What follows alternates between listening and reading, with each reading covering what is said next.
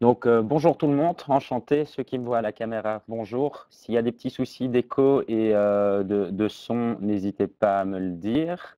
Je vois que Renaud mentionne qu'il n'a pas de son. C'est le cas également pour les autres ou tout le monde m'entend?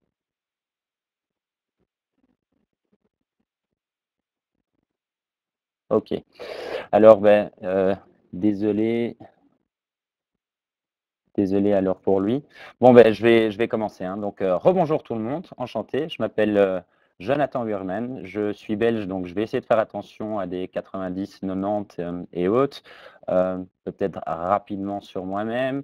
Je suis ce qu'on appelle un product evangelist chez nous. Donc, en gros, mon rôle consiste à vraiment essayer de faire le lien entre nos propres équipes d'ingénieurs et nos clients qui sont principalement des marketeurs et d'aligner aussi bien notre suite produit, donc une plateforme de marketing automation agile, tant au niveau de l'ADN que notre méthodologie. On pourra revenir là-dessus hors session ici. C'est le but n'étant pas du tout de faire un exposé commercial, mais plutôt de rentrer directement dans le vif du sujet qui nous tient aujourd'hui, qui est le mobile.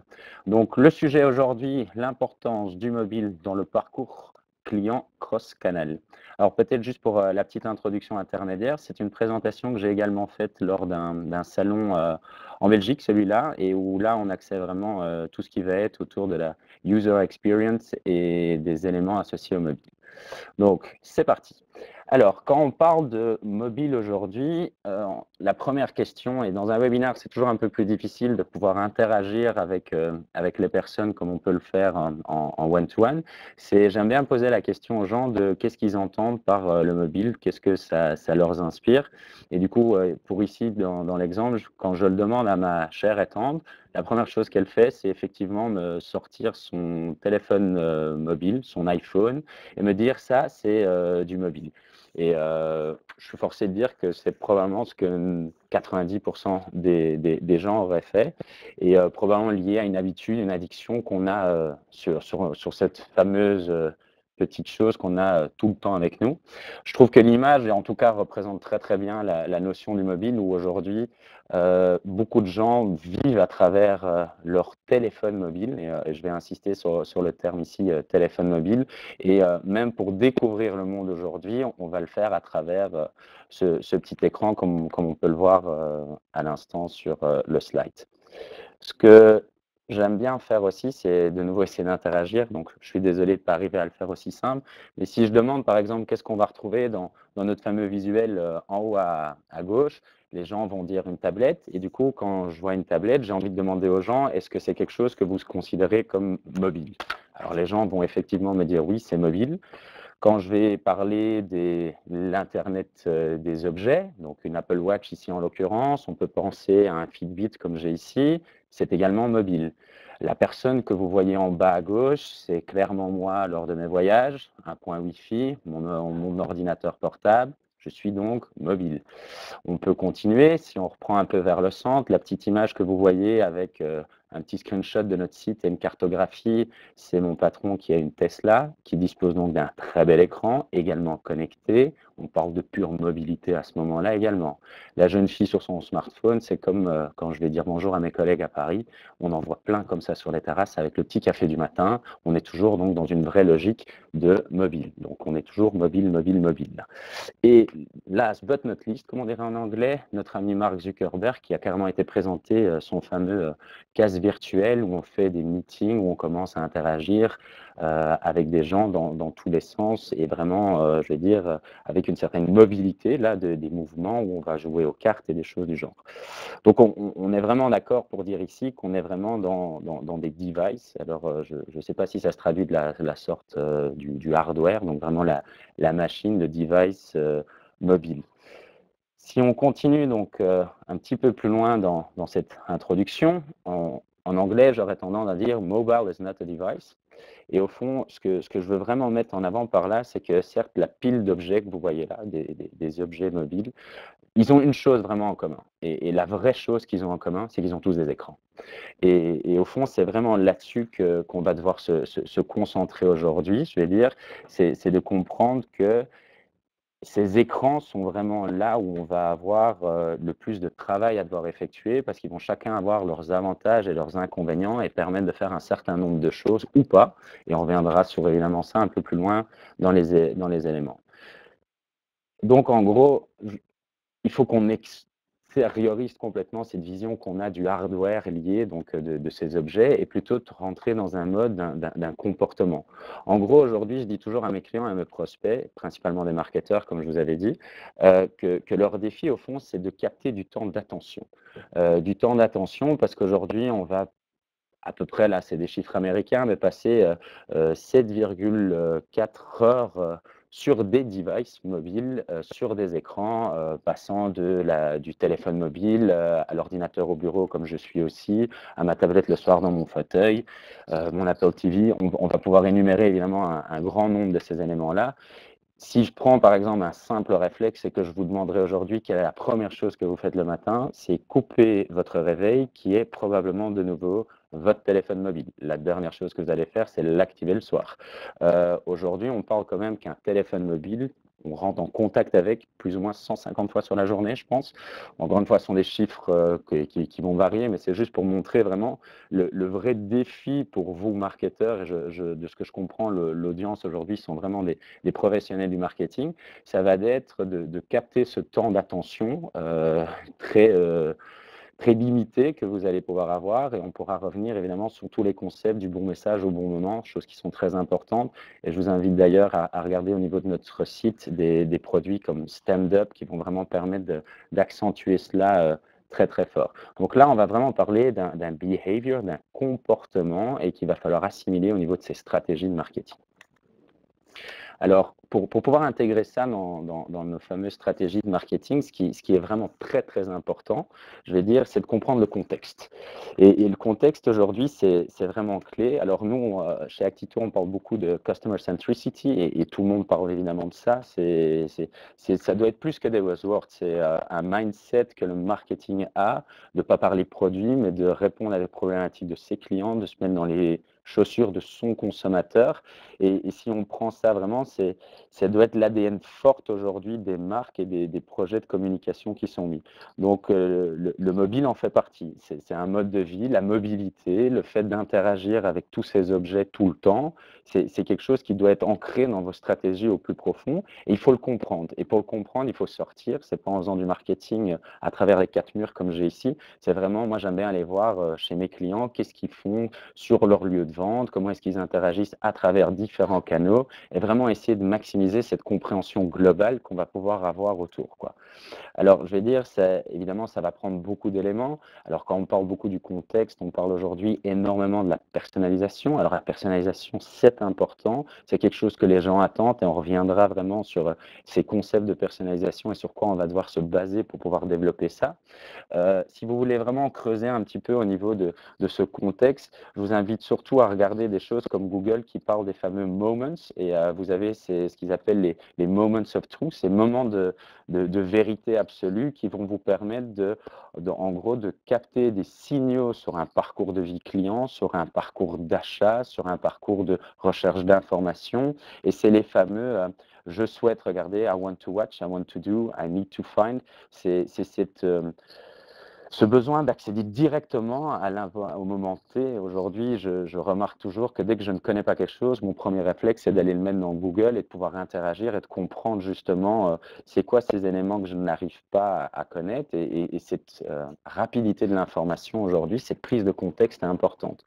Typiquement, si je prends l'exemple du slide que vous avez là, station de métro avec des magasins, ça pourrait être en Angleterre, par exemple, je pense que c'est l'Angleterre d'ailleurs, et vous avez surfé sur un site hier, vous rentrez dedans avec votre téléphone, ça déclenche un coupon parce que vous êtes près d'un magasin, il y a ces interactions qui ont été captées à des moments qui permettent de comprendre le contexte, votre potentiel d'achat et votre maturité à acheter le produit et le fait de donner l'incentive à ce moment-là, est-il pertinent ou pas? C'est vraiment ça le contexte et c'est vraiment ce qui doit être compris aujourd'hui par vous, les professionnels du marketing, en passant du temps avec vos consommateurs, en questionnant vos consommateurs. On reçoit toujours la question, nous, spécialiste plutôt technologique et conseil, qu'est-ce que vous feriez? Et je dis toujours, demandez plutôt vous à vos clients qu'est-ce qu'ils attendent de vous. C'est plus facile enfin, et c'est comme ça que ça devrait être fait, c'est toujours repositionner ce consommateur au centre de son buyer journey, de son customer journey. Alors, je vais pas trop traîner parce que je sais que c'est 30 minutes. Alors, si on parle, par exemple, le mobile, il est social aujourd'hui. Alors, ce que j'entends par là, c'est qu'à l'époque où j'étais un petit peu plus jeune que ce que je suis aujourd'hui, je passais pas mal de temps à jouer en ligne et ça avait l'art d'énerver ma mère et je lui disais elle disait toujours que c'était asocial, alors que j'avais énormément d'amis, certes, dans une plateforme digitale, mais je vais dire, j'interagissais avec ces gens. Si vous prenez l'image que vous avez ici et vous avez connu le même phénomène, hein, je veux dire, le fameux phénomène Pokémon, où les gens ont commencé à jouer dans leur petit téléphone et vous voyez qu'ils regardent tous leur écran, mais ils commençaient à partager ensemble. Donc on fait partie de cases, de groupes, il y a une appartenance sociale, même titre pour les iPhones et les Android. Encore une fois, c'est ça aussi être mobile et pouvoir bouger avec les gens et je vais dire vraiment d'être dans cet écosystème. Alors quand on continue à introduire la notion du mobile, c'est le fameux 24/7. Je le disais à l'instant, je veux dire la première chose avec quoi vous êtes en contact aujourd'hui au matin, c'est votre smartphone. Le dernier, je lisais encore il n'y a pas si longtemps que les gens, même avant d'aller aux toilettes le matin, sont occupés de checker les dernières petits cœurs qu'ils vont avoir sur leur post Instagram ou la dernière tendance Facebook ou quoi que ce soit. Et du coup, il y a vraiment ce côté addictif 24/7, consommation continue, non-stop. Alors, je ne vous parle même pas de la push notification ou encore du SMS qui vont intervenir là-dessus et qui vont maximiser évidemment tous ces éléments, je vais dire, de touch point, comme on dit, entre une marque et ses consommateurs. Alors moi, j'ai surtout tendance à dire que le mobile, pour moi, c'est devenu une extension aussi de l'humain. Alors, ça fait très science-fiction, on s'entend, hein, je veux dire, dans le sens, qu'est-ce qu'on entend par là. Mais aujourd'hui, vous prenez un sport band, donc un bracelet sportif qui vous permet de capter vos rythmes cardiaques. Aujourd'hui, j'ai la musique qui s'adapte par rapport à mon effort et les objectifs que je veux atteindre. Je suis vraiment, quelque part, un humain amélioré par le mobile aujourd'hui et toutes ces composants qui vont pouvoir tourner autour de moi. C'est une extension de moi-même. Alors, c'est bien beau tout ce que je viens de dire, évidemment, là autour, mais l'idée, c'est vraiment de bien mettre en avant que c'est super cool. Et moi, j'adore ça. Ça fait 8 ans que je vis là-dedans au quotidien avec tous les défis qui sont liés. Et il faut avouer que c'est vraiment très, très complexe. Euh, et complexe sur des aspects techniques, mais également stratégiques, de réflexion, de changement de mindset. On parle des générations X, Y, Z. Alors vous imaginez bien, nous on est toujours en interaction continue. Quand je dois expliquer même mon métier à ma maman aujourd'hui, c'est toujours très difficile. Et tout ça, ça touche à notre métier de tous les jours. La question vraiment à se poser, c'est pourquoi est-ce que c'est aussi complexe? Et je vais vraiment aller un peu plus vite sur cette partie-là pour qu'on puisse se concentrer surtout sur comment attaquer cette journée mobile, je vais dire. C'est que si je mets le mobile en opposition avec le desktop, c'est ce que tout le monde connaît. Je vais dire, quelles que soient les tranches d'âge aujourd'hui, ils ont compris l'ordinateur, le clavier, la souris. Il y a des codes qui ont été créés là-dessus. Il y a des choses qu'on a l'habitude de faire sur son ordinateur, mais qui malheureusement aujourd'hui, on va avoir beaucoup plus de mal à le faire avec nos mobiles et nos objets connectés parce que pour des raisons de performance, de puissance, ils ne peuvent pas encore fournir ce que justement ces éléments ordinateurs plus puissants arrivent à faire. Si vous comparez un iPhone première génération avec le premier ordinateur que la plupart des gens de vous ont reçu, je vais dire, il est déjà 10 ou 200 fois plus puissant, mais aujourd'hui, un ordinateur vous permet de faire encore beaucoup plus de choses que ce que vos autres devices peuvent le faire. Alors, c'est sûr que, par exemple, si moi je refais juste une analogie par rapport à mon métier, quand je suis arrivé il y a bientôt 8 ans dans la société, on parlait du responsive, donc c'était les fameux emails qui vont s'adapter, je vais dire, sur un téléphone mobile, ici en l'occurrence. Et vous voyez qu'aujourd'hui, des sociétés comme Google, qui sont quand même des leaders incontestés, je vais dire, sur la boîte mail, viennent seulement d'intégrer des technologies permettant d'aller adapter les contenus à nos différents éléments mobiles pour déterminer une expérience utilisateur la plus accrue, la plus performante et la plus engageante possible. Alors, ici, par exemple, de nouveau, hein, on parle de beaucoup de fragmentation, c'est peut-être quelque chose d'un peu plus technique, mais je voulais juste vous montrer avec une seule image, ça sont la totalité des différents écrans, taille d'écran, donc on parle de largeur sur hauteur, qui existent chez Android.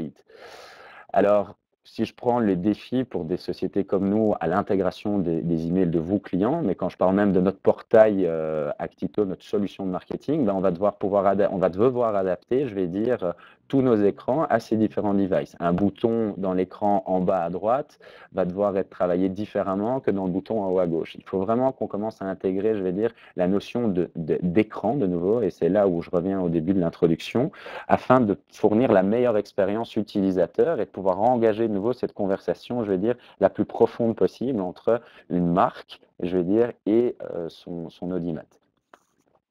Alors, deuxième complexité, donc cette fameuse fragmentation. Alors, je continue. Je vais rentrer dans ce qu'on appelle la dépendance du data. Alors moi, je suis belge, alors le data en Belgique, il est beaucoup plus cher qu'en France. Et je ne vous parle même pas de quand on parle à l'étranger, où là, ça s'apparente probablement limite à du vol. Et la personne que vous voyez à gauche est un des fondateurs de l'entreprise, et j'ai eu l'occasion de faire une mission économique avec lui, et on n'avait pas de data. Au Canada, on n'avait pas accès aux data, et je me suis rendu compte du côté, je vais dire, inutile de mon téléphone, tout simplement pour nous rendre à un rendez-vous. On a dû courir en rue, on a pris ce qu'on appelle une douche en France, donc une énorme averse sur nous. On est arrivé en retard au rendez-vous. Et du coup, il y a cette dépendance vraiment à la data, la 3G, la 4G, demain la 5G, je vais dire. Un mobile qui n'est pas connecté aujourd'hui à l'Internet est un peu une coquille vide, et ce sont des constats. Et c'est quelque chose à quoi on doit pouvoir nous jouer, je vais dire, sur des aspects technologiques de nouveau, pour prendre tous ces paramètres en compte dans nos stratégies, qu'elles soient des tailles des images, du poids de l'email, de la connectique qu'on va devoir mettre en place pour pouvoir interagir rapidement. Ce côté nouveau du right now est hyper important dans vos concepts.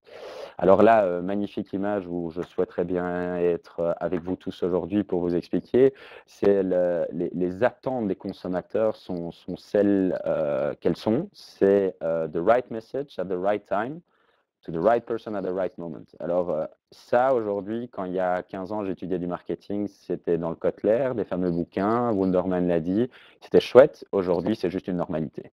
Et c'est sûr que la notion de la normalité, elle a très fort poussé vous, marketeurs, à être beaucoup plus proche de vos consommateurs, à pouvoir réagir dans ce laps de temps infiniment court. Et pour la simple et bonne raison que tous les consommateurs sont devenus très cruels. Si vous n'avez pas réussi à délivrer à temps le bon message, ils passeront à la concurrence, ils iront ailleurs parce qu'eux seront prêts et que vous ne l'étiez pas. C'est pour ça qu'aujourd'hui, le côté user-friendliness, de nouveau, donc la facilité d'utilisation, ergonomie, sont des éléments clés dans vos stratégies, je vais dire omnicanal, multicanal, et on pourra revenir un petit peu sur comment nous on travaille dessus. Et on peut penser, je vais dire, de nouveau à toutes ces grandes sociétés qui investissent énormément au niveau du design, de la user experience, comme on dit. Vous pensez à des gens comme, de nouveau, Google, qui développent des kits tout faits pour que les gens se recollent à des concepts qu'ils connaissent. Petit exemple de nouveau comme ça, très rapide. Ma femme ne supporte pas un MacBook parce qu'on ferme une application en haut à gauche, alors que dans son code à elle, on ferme en haut à droite. Ce sont des choses qui doivent être intégrées dans cette journey, parce que les attentes sont là de nouveau, et il faut y répondre. Ne pas y répondre égale perdre des clients. Alors, en continuité de la complexité qu'il y a, c'est le tracking. Alors, le tracking, j'entends par là, pas l'espionnage pur et dur, mais pour pouvoir délivrer, je vais dire, le bon message, la bonne expérience, il faut qu'on puisse collecter un certain nombre de données. Alors, on s'approche du big data, la collecting. Ce sont des choses qu'aujourd'hui, les consommateurs ont l'habitude à travers un browser web, avec le fameux cookie, donc cette fameuse chose qui fait qu'on va être capable de connaître un certain nombre d'informations sur votre comportement de surf lors de votre ordinateur. Ça devient beaucoup plus difficile quand vous interagissez avec une montre, ça devient beaucoup plus difficile quand vous êtes occupé sur votre téléphone, parce que ces technologies ne sont pas toujours au même niveau de maturité que ce qu'elles le sont sur du desktop. Alors aujourd'hui, par exemple, quand on me demande comment est-ce que vous travaillez aujourd'hui, moi, je dis toujours, il faut trouver ce fameux identifiant unique des gens. Et aujourd'hui, j'en vois deux sur le digital, et c'est vraiment que moi que ça engage, ce que je veux dire par là. Pour moi, il y a votre adresse email. Alors, vous avez lu tous comme moi que l'email est mort, que l'email est mauvais, que c'est remplacé par le chat et plein de nouvelles technologies. Alors, sur 7 ans de temps chez moi, je fais certes peut-être moins d'emails, mais beaucoup plus ciblés et des taux d'ouverture et de clics beaucoup plus hauts. Je crois que c'est vraiment une question de nouveau de positionner un bon message au bon moment vers vos consommateurs et d'être dans ce relationnel continu. Donc, une première clé, comme on dit, pourrait être l'adresse email. Une deuxième qui s'exploite de plus en plus, et vous, nous, nos amis français, avez bien montré la voie là-dessus, c'est le fameux numéro de téléphone mobile.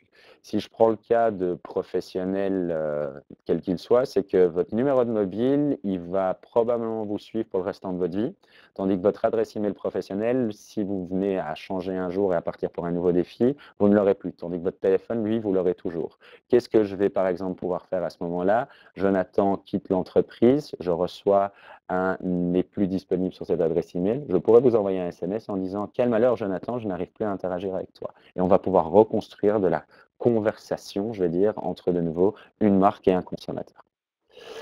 Alors, comment est-ce qu'on va pouvoir créer cette parfaite, alors je vais mettre vraiment ça entre guillemets, expérience mobile, je vais dire, autour d'un consommateur?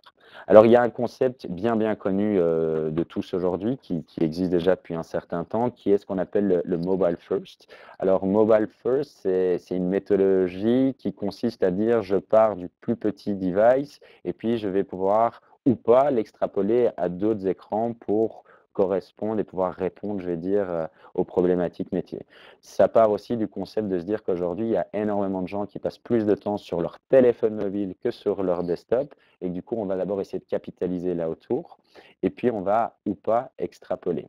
Si de nouveau on voulait jouer le jeu et je devrais vous demander quelles sont les 4 applications là, je suis certain que vous les reconnaissez tous, à savoir, Instagram, Uber, Waze en GPS, et nos amis de Flipboard, donc qui sont des applis qui ont vraiment creusé et qui se sont positionnés comme leaders sur leur marché en partant du mobile. Et quand vous regardez quelques mois après seulement leur succès, ils ont dû se décliner à travers des versions mobiles. Parce qu'aujourd'hui, le multiscreening est une réalité. Je commence à chercher ou je reçois une campagne pour partir à Euro Disney, et je vous donne un exemple vraiment comme ça. Sur mon téléphone mobile, je vais consulter l'offre, je vais rentrer à la maison, je vais en discuter avec mon épouse, on va prendre la tablette et on risque de booker sur l'ordinateur. Je suis passé par 3 devices et si vous n'arrivez pas à m'amener une expérience seamless, la plus intégrée possible, je pense qu'on devrait dire, la plus intégrée possible, vous risquez de ne pas avoir la vente à la sortie et encore moins d'avoir la satisfaction de votre prospect et de vos clients. Donc vous voyez que c'est vraiment une obligation aujourd'hui de ne pas penser à travers d'un device, mais clairement à travers des écrans et d'un buyer, d'un customer journey, d'un parcours client, je vais dire, continu. Alors, ça, c'était. C'est également, je vais dire, un path, c'est un chemin à suivre, un cheminement où vous pouvez partir du mobile, puis aller le décliner dans votre modèle de tablette et puis vers votre ordinateur avec plus ou moins de fonctionnalités. Et du coup, ça fait vraiment partie d'une réflexion continue. Nous, par exemple, pour chaque nouvelle application qu'on va devoir développer dans le portail pour créer les messages, on va devoir nous-mêmes se mettre dans les pompes du marketeur, donc vous, là, vous avez vu que c'est vous, nos clients, je vais dire, pour voir dans quelle mesure vous allez ou pas déclencher votre prochaine campagne marketing multicanal depuis votre téléphone. Bon, c'est des choses que nous, on doit pouvoir comprendre pour pouvoir les intégrer dans nos propres développements et vous donner de nouveau ce parcours, je vais dire, le plus slick, avec le moins de friction possible, je vais dire, au quotidien. Alors, comment est-ce qu'on commence là-dessus? Sachant qu'aujourd'hui, la représentation là montre que les outils sont là. On ne va pas se mentir, aujourd'hui, les outils, il y en a pléthore, Actito en fait partie et il y en a plus qu'assez. Après, ça va être comment est-ce que, par où est-ce que je commence? Et c'est souvent là où nous, prestataires technologiques, on se rend compte que la technologie plus le conseil permet tout simplement d'aller répondre à ces problèmes parce qu'il y en a plus dans deux que dans une, comme on dit. Et du coup, on a envie de vraiment partager nous, nos expériences cross-clients avec vous et surtout de bien comprendre vos problématiques métiers pour voir comment la technologie peut y répondre. Alors, notre fameux ami Richard Branson, qui exprime très bien hein, Complexity is our enemy. Et je pense que la deuxième partie de la phrase est encore plus explicite. Faire compliqué, tout le monde peut faire. Je travaille avec énormément d'ingénieurs et c'est vrai que l'ingénieur aura tendance souvent à rendre peut-être des choses un peu plus complexes. Moi, je suis plus down to earth. J'ai envie de servir vous, marketeurs, et on s'en fout de la technologie. On va être très honnête. On veut des réponses à nos problèmes et de préférence la plus simple possible. Je vais dire. Et effectivement, il l'applique expliqué à Léonard de Vinci. Merci Mathieu. Je veux dire, mais ce que je veux mettre vraiment par là, c'est que simple est plus difficile que tout au monde et on va parler de lean design et tout ça et je serais ravi d'avoir plein de discussions après cette session avec vous sur, comment faire simple justement et efficace et engageant et penser client et tout ça, c'est vraiment, c'est, des mindsets. C'est une question d'esprit et d'orientation client, la plus forte possible. Alors pour pouvoir répondre à ça, je veux dire, il faut avoir, les assets. Alors les assets, ce sont vraiment vos outils, je veux dire vos contenus.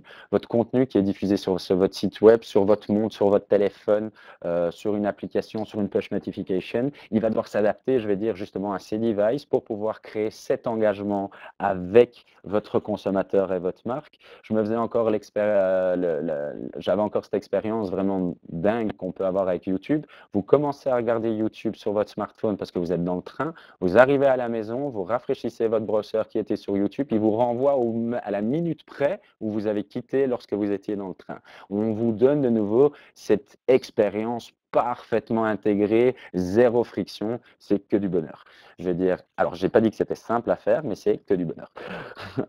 Pour ça, une vision 360 degrés. Alors, quelques buzzwords quand même que je suis obligé de placer. Je veux dire, la vision 360 degrés d'un consommateur. Alors, c'est un petit slide que nous, on utilise lorsqu'on rencontre nos clients aussi, pour bien faire comprendre que, à nos yeux, aujourd'hui, le marketeur doit pouvoir avoir à disposition les données de différents silos, et je vais vraiment parler de silos. Alors par silo, j'entends des ERP, des CRM, des web analytics, des systèmes de caisse, mais il ne veut pas toutes les données. Il veut les données, il veut construire une DMP, pour prendre un mot que vous connaissez vous très bien en France, mais moi j'aime bien y rajouter une DMP marketing. Je veux que le marketing dispose des données nécessaires à des fins de ciblage pour qu'il puisse adresser les bons messages aux bonnes personnes avec un bon niveau de personnalisation. Après, je ne veux pas du big data. Mon client, le marketeur, ne le veut pas, mais il doit pouvoir avoir ces données, je vais dire, à the tip of a finger, je vais dire, à quelques centimètres de ses doigts pour pouvoir,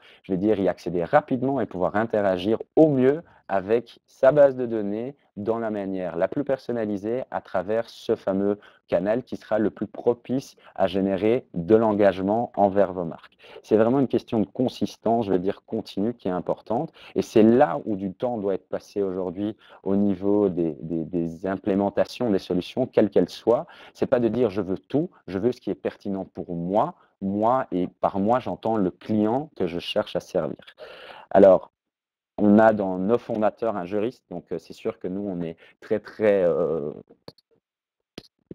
impliqués, je vais dire, dans tout ce qui est la privacy de la donnée. Alors, les nouvelles régulations qui arrivent ne sont pas simples non plus. Je pense à le devoir que vous avez de pouvoir de remettre toutes les données que vous avez collectées sur les gens. On va parler de tous ces aspects, je vais dire, privacy, vraiment, avec des coûts légaux derrière.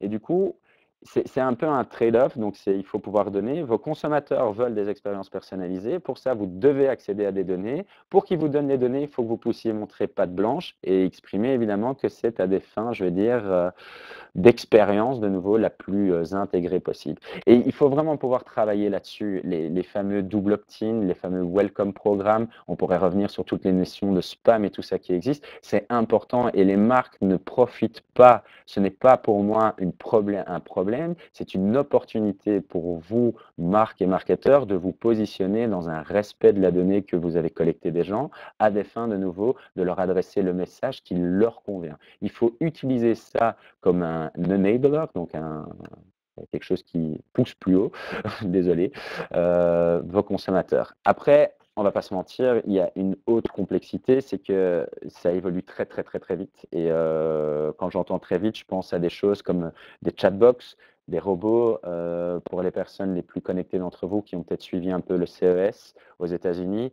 On est vraiment dans les notions de drone, la virtual reality, on peut penser à toutes des choses comme Elon Musk. Il y a vraiment ce côté continu, je vais dire, de l'évolution qu'il va falloir tacler et intégrer, mais ce sont nouvelles opportunités à utiliser la technologie pour répondre à des problématiques, à des parcours clients et au mieux vous l'exploitez autour de vos problématiques métiers, au plus vous allez pouvoir, je vais dire, répondre aux attentes de vos consommateurs.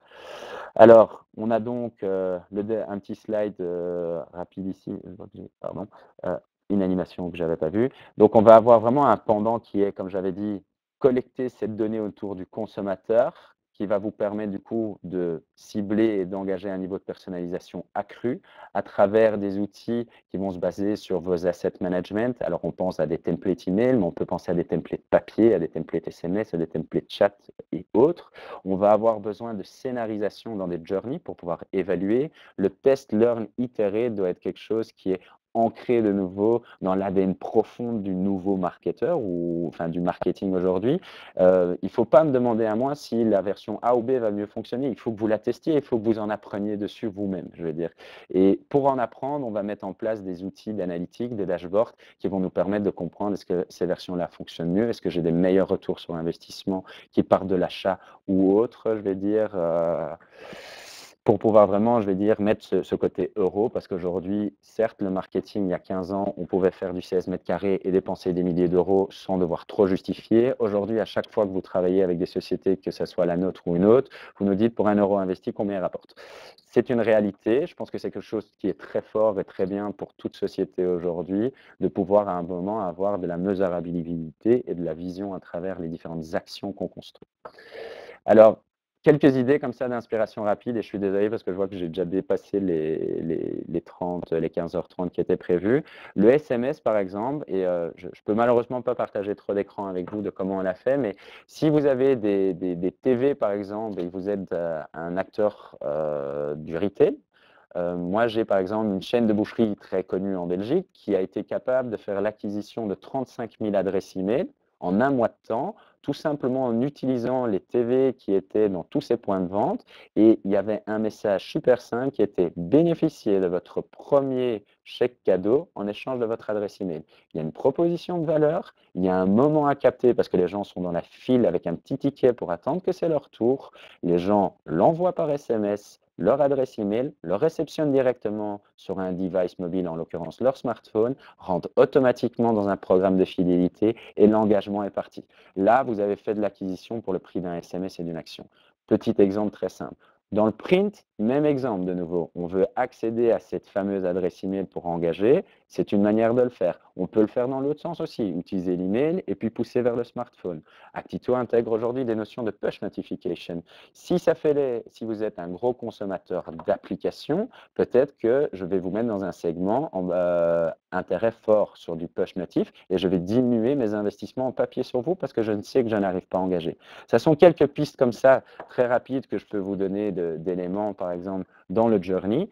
Pour revenir peut-être juste sur les éléments importants, pour moi, il est important de comprendre qui est son consommateur, qu'est-ce qu'il attend et qu'est-ce qu'il vient chercher pour pouvoir mapper sur ce fameux parcours client les bons touch points, les bons niveaux de personnalisation qu'il faut engager et avoir des logiques de mesurabilité, je vais dire, à l'arrière dessus. Et tout ça, pour moi, se caractérise, se consolide, je vais dire, dans cette mobile experience que vous avez envie de donner cross-device. Voilà, je suis désolé pour les 5 minutes que j'ai été trop vite. Je vous remercie pour votre temps. Je ne sais pas, je n'ai pas vu de questions directes passer, hormis que, comme notre ami Mathieu l'a très bien mentionné, on a eu un petit vol de Léonard da Vinci, à juste titre, je vais dire. Je ne sais pas si vous avez une question là, je ne sais pas si ça va se couper ou pas, mais si vous en avez, c'est avec grand plaisir que j'y réponds. Dans l'autre cas, vous avez nos adresses email à l'entité française, l'entité belge. On serait ravis d'entendre quelles sont vos problématiques aujourd'hui, vos défis en ce début d'année sur des aspects de mobile de plus en plus larges, quoi, je veux dire. Très bonne question. Donc là, j'ai une question de Michael qui dit est-il utile d'investir dans les balises beacon? Alors, j'ai un super exemple sur des beacons aujourd'hui. C'est que moi, je reviens d'un voyage aux Pays-Bas. Et dans un shopping, donc dans un mall où on a tous les magasins, Audi, par exemple, avait mis une Audi A1, une A2, une A3, une A4, une A6, donc différents modèles. Et pour pouvoir accéder au véhicule, il fallait télécharger l'application. L'application permettait tout simplement de savoir jusqu'à quelle distance vous vous étiez approché du véhicule. Alors pour l'application, ils ont évidemment mon numéro de mobile, mes données sociodémographiques, mon adresse email. Et comme par hasard, j'ai reçu une proposition pour un test drive d'une Audi A4 parce que c'est la voiture où je me suis assis dedans et avec le beacon, ils ont pu capter cette donnée. Donc de nouveau, c'est essayer de comprendre est-ce que ça va pouvoir vous apporter quelque chose pour être plus pertinent dans vos messages et il faut juste peut-être faire attention à cette notion de ne pas rentrer des fois peut-être trop proche dans un cercle où les gens auraient un sentiment peut-être que vous les espionnez trop fort. Il faut toujours expliquer pourquoi vous le faites. Mais là, par exemple, moi, c'est une expérience qui m'a plu. Je vais dire, le fait d'avoir une une proposition de test drive pour une Audi A4 n'est pas quelque chose qui pourrait s'apparenter à un mail de spam énième fois en période du salon de l'auto en Belgique. C'était pertinent. Donc, encore une fois, à voir dans votre contexte global. Alors, j'espère avoir répondu à ta question. Alors, autre question. Faut-il attaquer tous les touchpoints en même temps, 360 degrés Customer Journey? Alors, tous en même temps, je vais dire, je pense que la première chose à se poser la question, est-ce que vous êtes capable de les attaquer tous en même temps? Est-ce qu'ils ont tous la même valeur pour vous?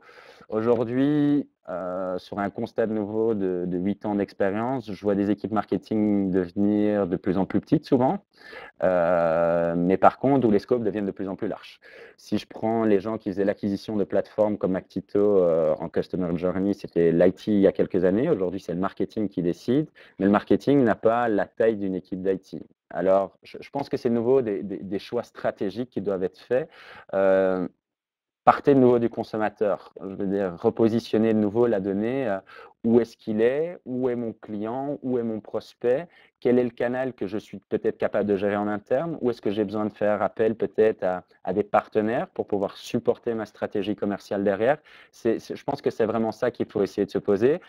À terme, de toute façon, dans votre vision, je vous conseille toujours d'avoir des visions sur 24 mois, mais vous allez devoir définir des milestones. C'est comme ça que nous, on définit l'agilité, entre autres chez nous aussi, c'est de se dire, on s'accroche à votre vision, et votre vision, ça va être d'avoir ce parcours 360, peut-être d'ici 12, 18, 24 mois, et on va mettre des milestones, donc tous les X temps, on va essayer de s'en approcher, avec des bons apprentissages pour justement pouvoir lisser les coûts, garantir un ROI, garantir les bons apprentissages, une montée en puissance des équipes également. Donc, c'est peut-être comme ça que moi, je vous conseillerais de vous en approcher, mais à terme, il faudra y arriver. Alors, j'espère toujours répondre aux questions. J'en prends encore une là à la volée. Utilisez-vous le mobile pour donner des conseils en plus du SAV?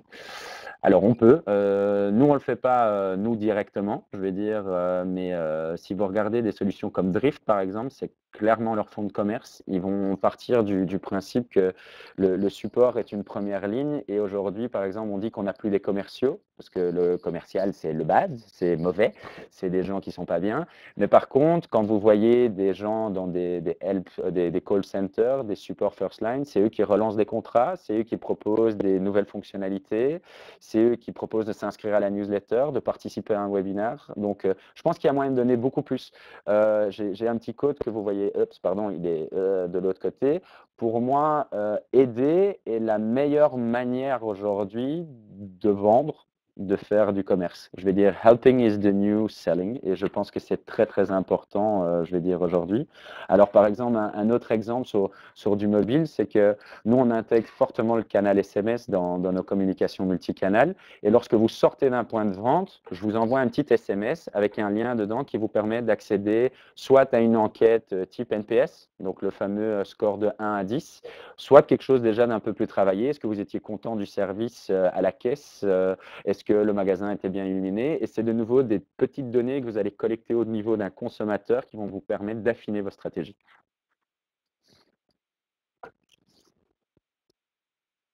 J'espère que je réponds à ta question de la sorte, Delphine. Sinon, n'hésite pas, hein, je veux dire dialogue fr, attaquetito.com ou BE, et on se ferait un plaisir, évidemment, de prendre tout le contexte. Je vous avoue que je n'ai pas l'habitude de ne pas pouvoir parler avec les gens et de pouvoir interagir avec eux en continu. C'est un peu plus difficile. Je ne sais pas si vous avez encore d'autres questions, si tout ça est bien clair pour vous. Apparemment, tout le monde me remercie, donc ça a l'air pas mal. Voilà, bah, écoutez, moi je vous remercie en tout cas pour votre temps. J'espère que j'ai pu, vous ouvrir un petit peu, quelques aperçus, sur les différents éléments et je me ferai évidemment une joie de continuer cette conversation avec chacun d'entre vous en mode un peu plus one to one, moi comme mes collègues français. Actito.com, formulaire de contact, des numéros de téléphone, happy to share comme on dit chez moi et on est impatient en tout cas d'entendre tous les super défis et challenges que vous avez pour les mois à venir. Alors, une petite précision que mon collègue Simon de France mentionne, donc la session ici est enregistrée et du coup sera de nouveau disponible derrière. On vous avait également promis une petite infographie, début d'année oblige, on est un petit peu en retard, mais elle va être fournie. Évidemment, vous pourrez réceptionner aussi bien les slides que la petite infographie, que la vidéo. Tout sera là pour un usage ultérieur, un partage au maximum d'entre vous. Et on se fait vraiment une joie d'interagir avec vous sur nos canaux sociaux, sur nos newsletters. Un grand merci en tout cas à vous tous et à très vite. Au revoir.